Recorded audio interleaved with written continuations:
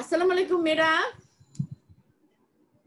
ওয়ালাইকুম আসসালাম মিস। ওয়ালাইকুম আসসালাম ম্যাম। আসসালামু আলাইকুম কেমন ম্যাম। আছো? আলহামদুলিল্লাহ মিস, ভালো আছি। আপনি আলহামদুলিল্লাহ, কেমন খুব ভালো। আছেন? আলহামদুলিল্লাহ। আচ্ছা শুনো, আমি ভুলে যাওয়ার আগে তোমাদের আমি একটু বলিনি, হাসান স্যার কিন্তু তোমাদের 12টা থেকে ক্লাস নিবে, ঠিক আছে? তোমরা কিন্তু জয়েন করবে, একটা এক্সট্রা ক্লাস নিবে, ঠিক আছে? জি ম্যাম। ওকে। জি ম্যাম। আচ্ছা, আজকে আমরা আলোচনা করব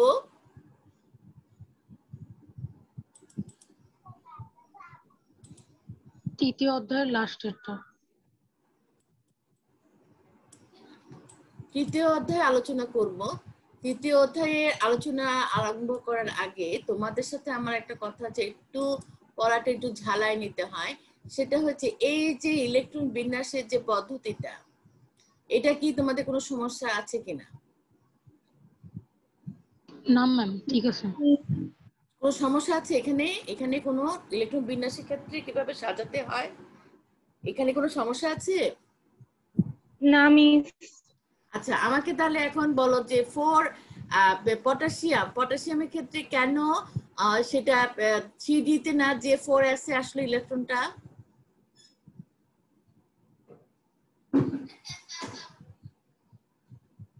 বলো, পড়েছিলে? জি ম্যাম। বলো। ম্যাম, কারণ 3D এর মান বেশি আর 4s এর মান কম, সেজন্য। হ্যাঁ, এটা ঠিক আছে, গুড, কিন্তু তারপর আরেকটু ব্যাখ্যা দিতে হবে। 3D এর মান কত? 3D এর মান কত?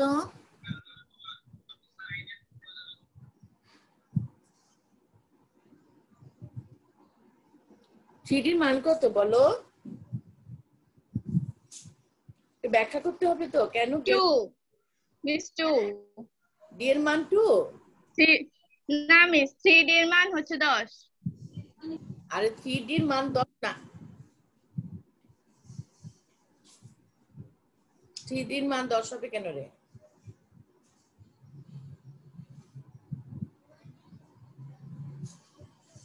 মিস 18 তোমরা পড়োই নাই, ঠিক মতো না পড়ে উত্তর দিলে এতে আমার মিস টি এর মান 10 হবে। জি ম্যাম, ডি এর মান 10।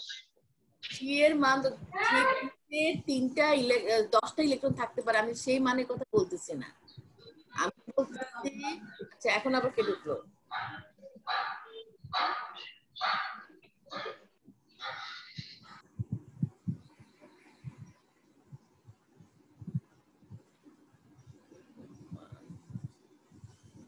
পড়ার সময় যদি এরকম ঢুকো তখন তো আমি পড়াতেও পারি না।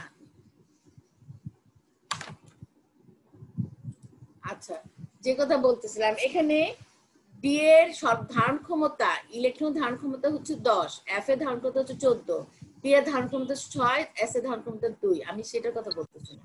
এল এর মান অনুসারে ডি এর মান কত? 8 মান অনুসারে 8 কেমনে হয় রে? মিস 18। এস এর মান হচ্ছে 0, তারপরে পি এর মান হচ্ছে 1, তাহলে ডি এর মান হচ্ছে 2। কি বলতেছো? সেদিন আমি বললাম না? জি ম্যাম। আমি বলেছি কি উপস্তর অর্থাৎ অরবিটালের মানের কথা বলতেছি, যে এখানে ডি এর মান হচ্ছে কত? ডি এর মান হচ্ছে 2, তাহলে 3 আর 2 যোগ করলে হয় কত? 5।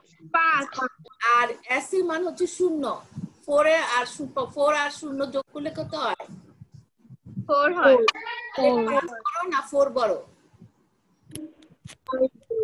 4s বড় 5 না বড়। 5 বড়। 4s বড় না 3d বড়? কেমনে বড়? 3D জি ম্যাম।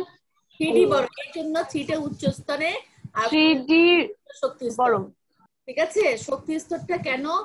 ইলেকট্রনটা 3p থেকে 4s এ আসলো। যখন প্রথমে তো তুমি জ্ঞান বললে যে ইলেকট্রন সবসময় নিম্ন স্তর আগে যায়, তারপর উচ্চ শক্তি স্তরে যায়। 4s এর নিম্ন শক্তি স্তর, তুমি এটা ব্যাখ্যা করতে হবে তো, তাই না? সেটা কিভাবে ব্যাখ্যা করবে, সেই কথাটা আমি বলতে চাচ্ছিলাম। এখন বুঝা গেল? জি মিস। না বললে বুঝে বলো, আমি আবার বুঝিয়ে দিই। ভালো করে বুঝো, কেমিস্ট্রি দরকার হলে অল্প অল্প পড়বো আমরা, কিন্তু তোমাদের বুঝতে হবে এখন কিন্তু আমরা যা পড়বো প্রত্যেকটা চ্যাপ্টারের পড়া কিন্তু পরবর্তী সব চ্যাপ্টারের সাথে রিলেটেড। একটু না বুঝলে পরে কোনো চ্যাপ্টার কিছু বুঝবা না, আর বারবার উপর সামনের চ্যাপ্টার থেকে পিছনের চ্যাপ্টার আসাটা সম্ভব না। আমার কথা হচ্ছে এখানে যেমন পটাশিয়ামে কেন একটাই যে 3p পূরণ করার পরে কেন ইলেকট্রনটা 3 দিতে গেল না, আমাদের প্রশ্ন হচ্ছে কেন গেল না, কেন 4s এ গেল। জ্ঞানমূলক অর্থ হচ্ছে যে 4s তে সবসময় ইলেকট্রন গুলো কি করে নিম্ন শক্তি স্তর থেকে উচ্চ শক্তি স্তরে যায়, সেজন্য এটা 4s এ আগে আসছে 3 দিতে। এখন তোমাকে প্রমাণ করতে হবে 3টা যে উচ্চ শক্তি স্তর, 4s টা যে নিম্ন শক্তি স্তর।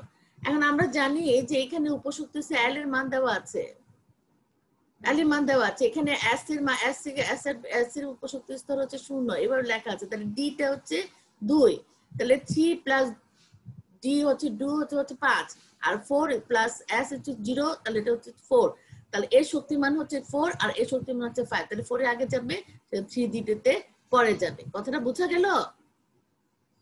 জি ম্যাম।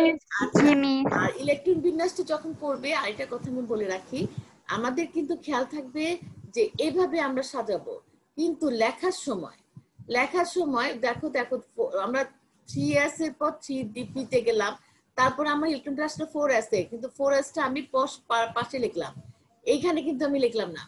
3p পাশে কিন্তু আমি লিখলাম না, একটু দূরে লিখলাম। তারপর যখন আবার ইলেকট্রনটা বেশি থাকলে যখন 3d তে আসলো তখন 3d টা 3p এর পাশে লিখলাম।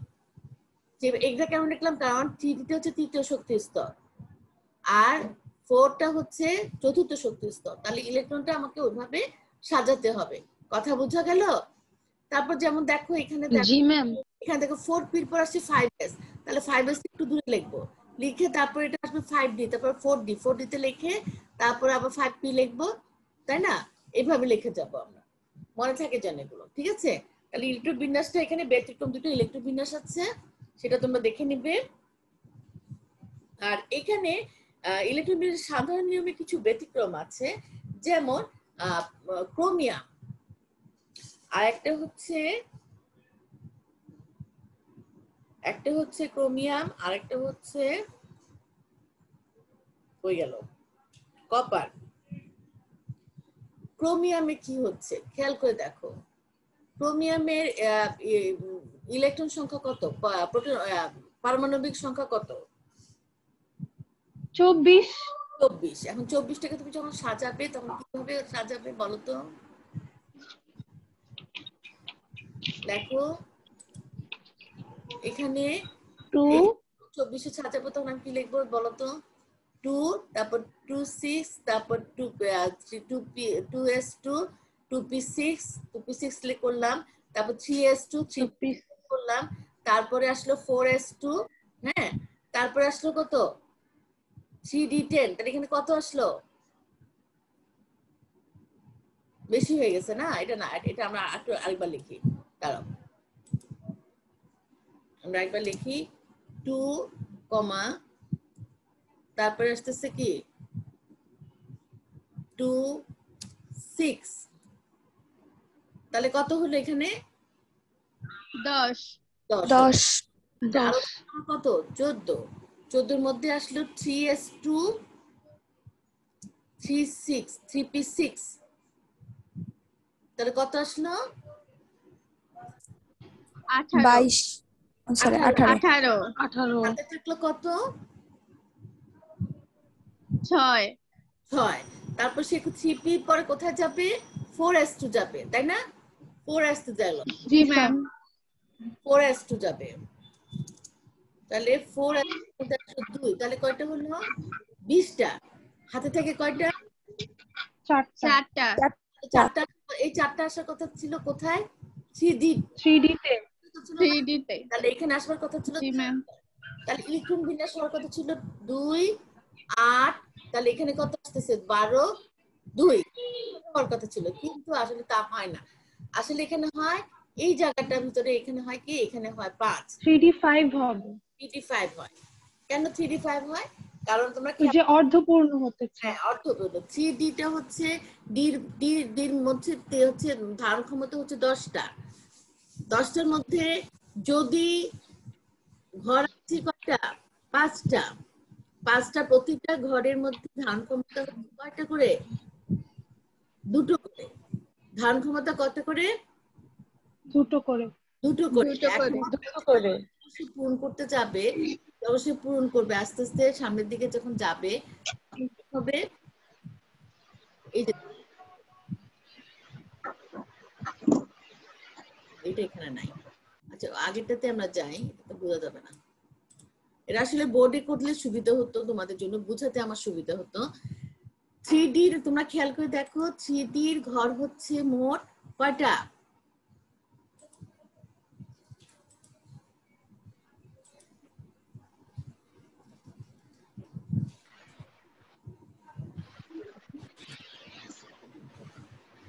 কই গেল এটা আবার?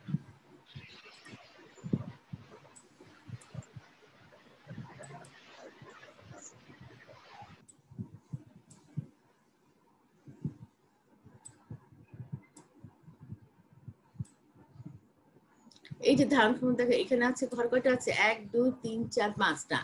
প্রত্যেকটা ঘরের ধারণ ক্ষমতা হচ্ছে 2টো করে। প্রথমে এখানে একটা ইলেকট্রন আসলো, ঠিক আছে? তারপরে এখানে একটা ইলেকট্রন আসলো, তারপরে এই ঘরে একটা ইলেকট্রন আসলো, তারপরে এখানে একটা ইলেকট্রন আসলো। আমার এখানে চতুর্থ দ্বিতীয় আসার কথা ছিল 4টা, কিন্তু দেখো খেয়াল করতে পারো প্রত্যেকটা ঘরে থাকার কথা ছিল 2টো করে, মোট 10টা।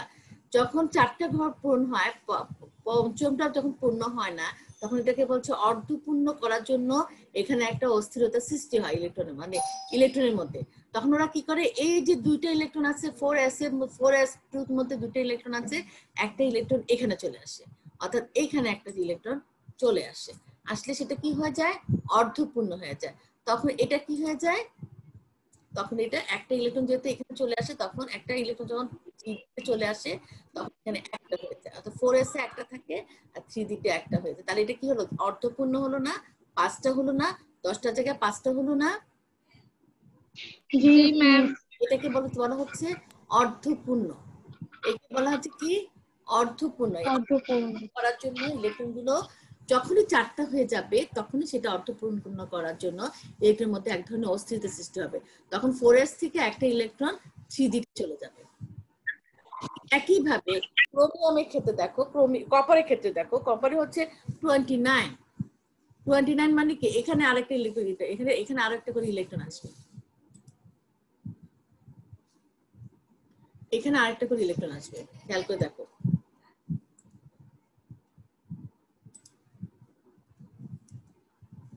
এইভাবে যখন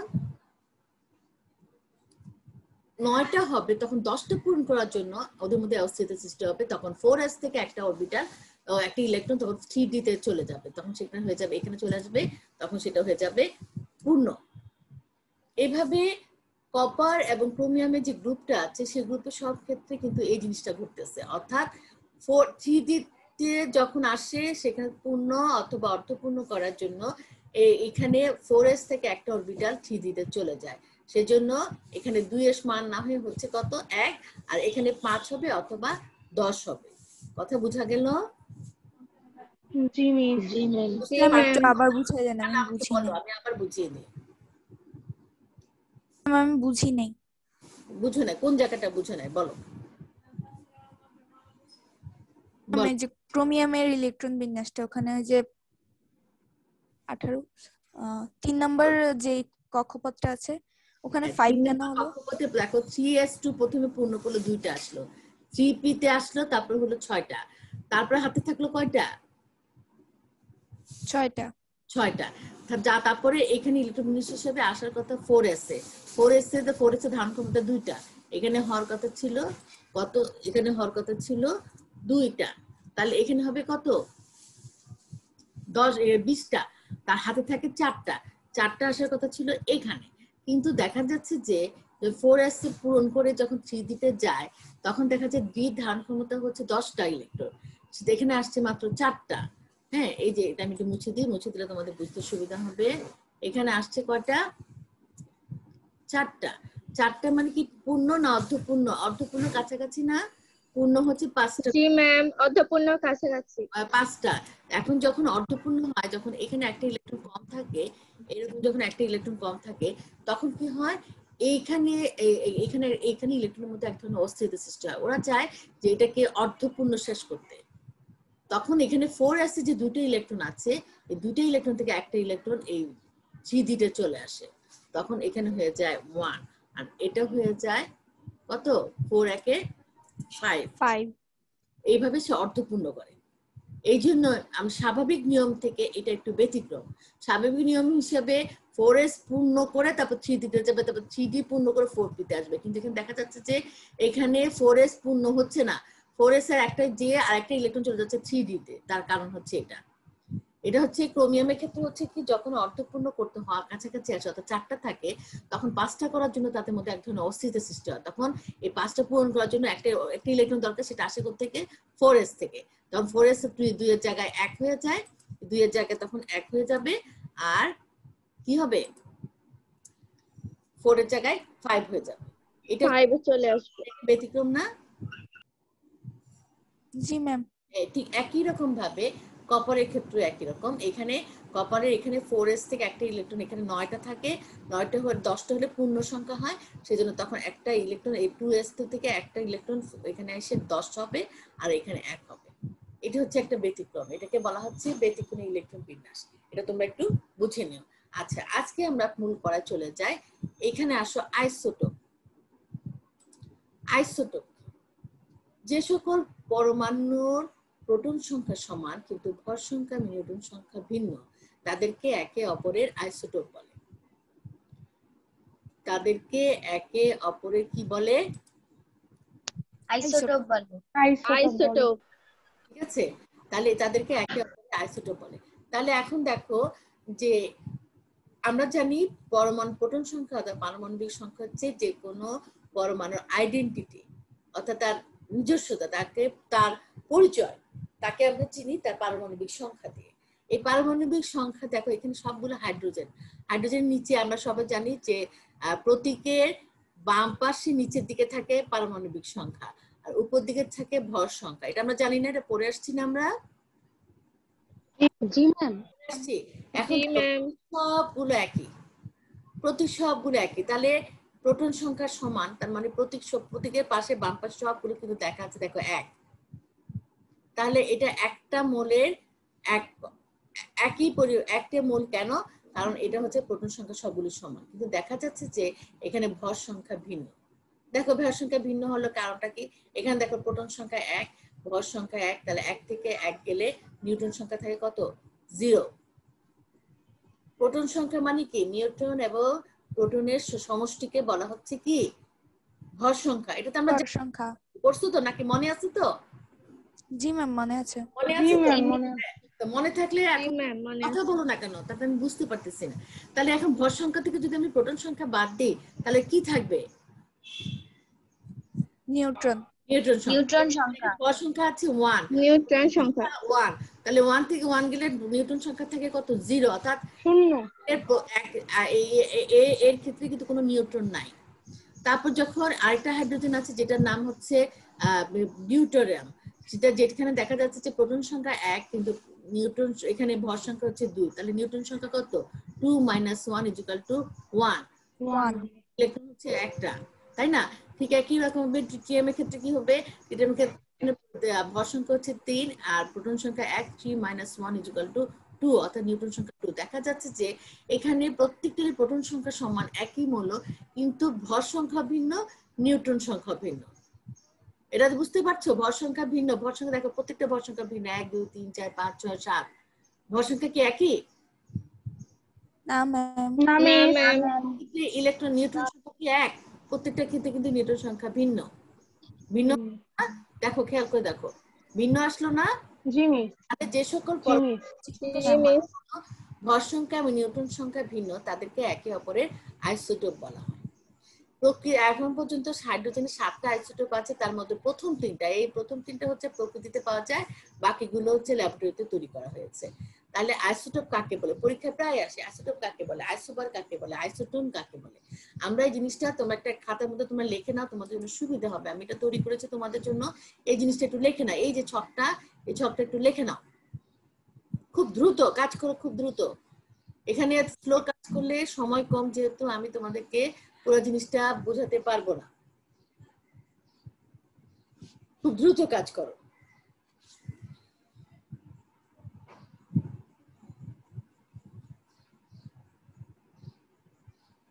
দেখো এখানে প্রথমটা হচ্ছে মৌল, তারপর হচ্ছে প্রোটন, তারপর হচ্ছে নিউট্রন, তারপর হচ্ছে ভর সংখ্যা, তারপর হচ্ছে সম্পর্ক।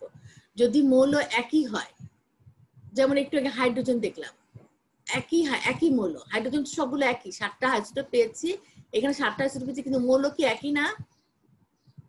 মৌল একই না? জি মিস। একই। জি ম্যাম। প্রোটন সংখ্যা একই না? সবগুলো প্রোটন সংখ্যা কত? এক। এক হ্যাঁ, তাহলে এখন দেখো, তাহলে মৌল হচ্ছে একই, প্রোটন সংখ্যা একই, কিন্তু নিউট্রন সংখ্যা ভিন্ন, ভর সংখ্যা ভিন্ন, এদেরকে একে অপরের আইসোটোপ বলে। আবার মৌল যখন ভিন্ন, মৌল হচ্ছে ভিন্ন, যেমন অক্সিজেন, নাইট্রোজেন, কার্বন, এখানে 3টা মৌল, 3 রকমের, একই রকম মৌল না মৌল না। তারপর দেখো এখানে একই রকম না। তারপর প্রোটন সংখ্যা ভিন্ন, যেহেতু মৌল ভিন্ন, প্রোটন সংখ্যা ভিন্ন, অক্সিজেনের প্রোটন সংখ্যা 8, নাইট্রোজেনের 7, কার্বনের 6। তারপর দেখো নিউট্রন সংখ্যা, দেখো নিউট্রন সংখ্যা কিন্তু এক, কেমন করে? 16 থেকে 8টা প্রোটন থেকে চলে তেলের নিউট্রন থাকে 8টে, নাইট্রোজেনের 15 থেকে 7টাই প্রোটন চলে গেলে নিউট্রন সংখ্যা থাকে কয়টি? 15 থেকে 7, 8টি। কার্বনের 14 থেকে 14টা ভর সংখ্যা আছে, 14 থেকে 6টা প্রোটন সংখ্যা চলে গেলে নিউট্রন সংখ্যা থাকে কয়টি? 8টি। তাহলে প্রত্যেকটা কিন্তু নিউট্রন সংখ্যা সমান, খেয়াল করে। কিন্তু প্রোটন সংখ্যা ভিন্ন, মৌল ভিন্ন, ভর সংখ্যা ভিন্ন, প্রত্যেকটা ভর সংখ্যা ভিন্ন, একটা 14, একটা 15, একটা 16। খেয়াল করতে পারছো? জি মিস। তাহলে প্রোটন সংখ্যা ভিন্ন, প্রোটন সংখ্যা ভিন্ন হলে মৌল ভিন্ন হবে, মৌল ভিন্ন তারপর এখানে ভর সংখ্যা ভিন্ন, কিন্তু নিউট্রন সংখ্যা সমান। এই ধরনের মৌল পরমাণুগুলোকে একে অপরের আইসোটোন বলে। নিউট্রন থেকে টোন, ট্রন থেকে আসবে টোন, ঠিক আছে? টন থেকে কি আসবে? টোন। তাহলে আইসোটোন যে সকল টোন ভিন্ন থাকবে, মৌল ভিন্ন, প্রোটন সংখ্যা ভিন্ন, কিন্তু নিউট্রন সংখ্যা এক, আবার ভর সংখ্যা ভিন্ন, এদেরকে একে অপরের আইসোটোন বলে। আবার এখানে দেখো, এখানে 3টা মৌল আছে, একটা আর্গন, একটা পটাশিয়াম, একটা ক্যালসিয়াম। খেয়াল করেছো? জি মিস। কি একই রকমের? এরা মৌল কি একই রকমের? না মিস। না মিস। একই রকমের মৌল না। তাহলে মৌল হচ্ছে কি, আমরা কি লিখবো? ভিন্ন।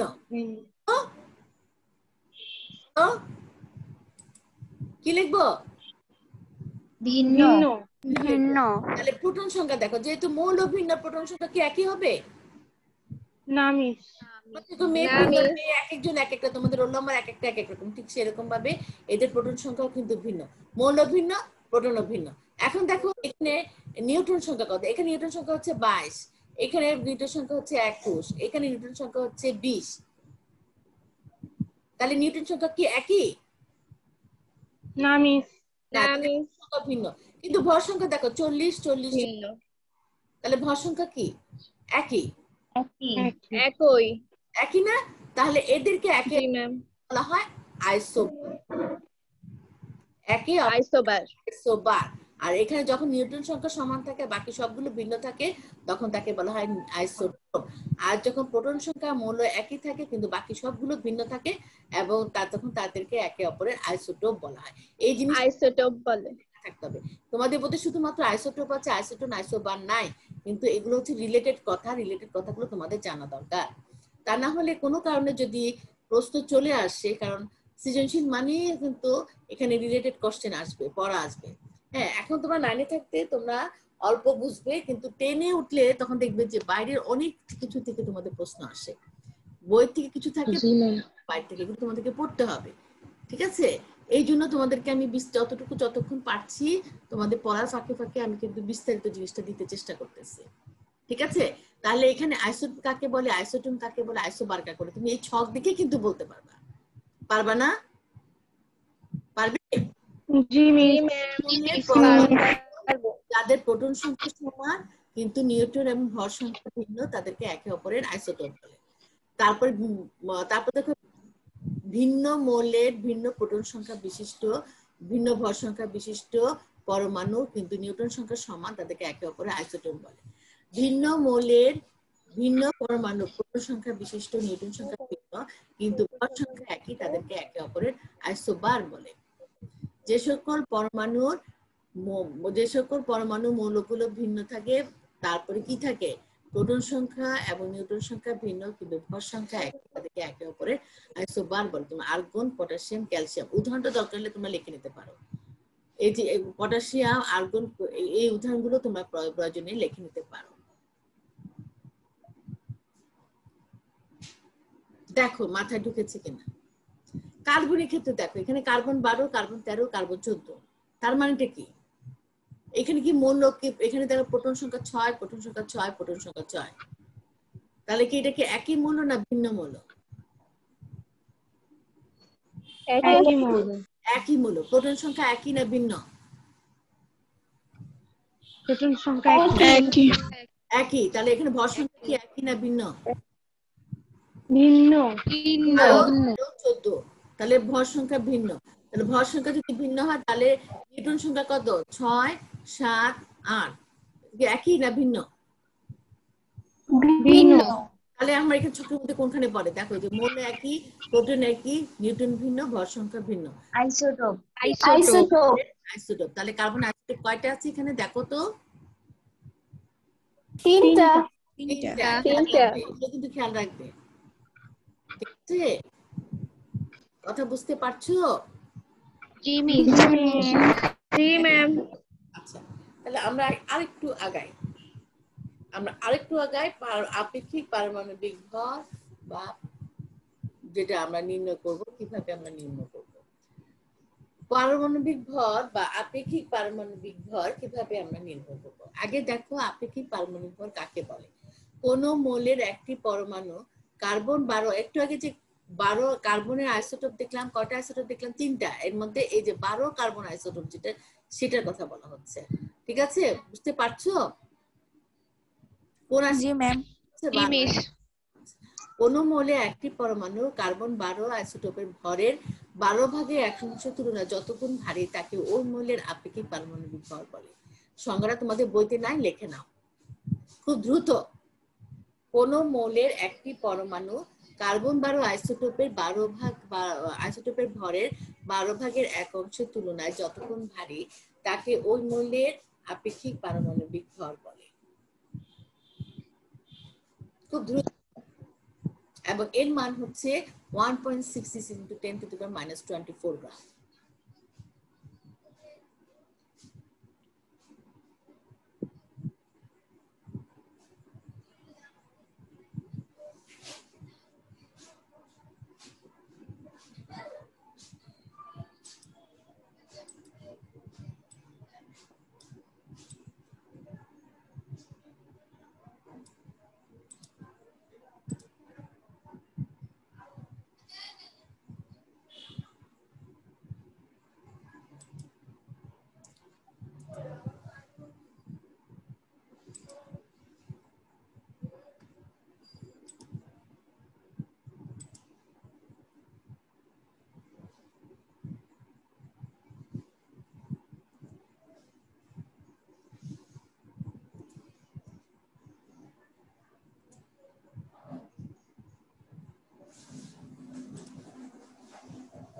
লিখেছো?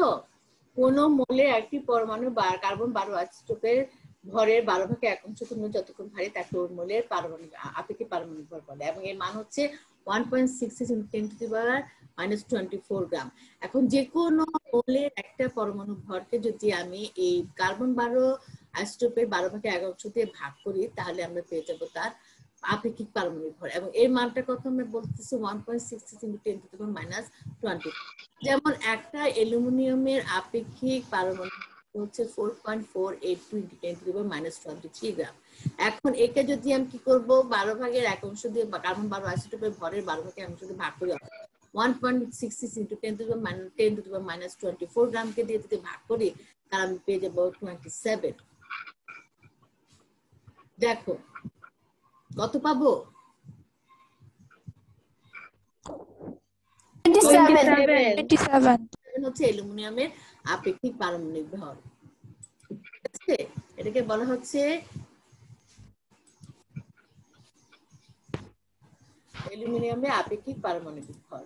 আচ্ছা কোন মৌলে দেখো ম্যাম এখানে দেখো উপরটাও হচ্ছে একটা পরমাণুর ভর গ্রাম, নিচেরটা হচ্ছে একটা পরমাণুর ভর গ্রাম। তাহলে গ্রামে গ্রামে কাটা গেলে কি এখানে কোনো একক থাকবে? No ma'am.